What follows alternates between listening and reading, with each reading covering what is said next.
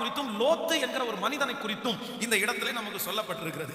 அப்போ இந்த ஆபிரகாம் தன்னுடைய ஆடுகளிலே கொஞ்சம் ஆடை லோத்துனுடைய கையிலே கொடுத்து, லோத்து தன்னுடைய பலத்தினாலே இல்லைன்றால் தன்னுடைய தைரியத்தினாலே தன்னுடைய கடின உழைப்பினாலே ஒரு பெரிய கூட்டத்தை அவன் சம்பாதித்தான். நிறைய ஆடு மாடுகள் அவனுக்கும் வந்தது.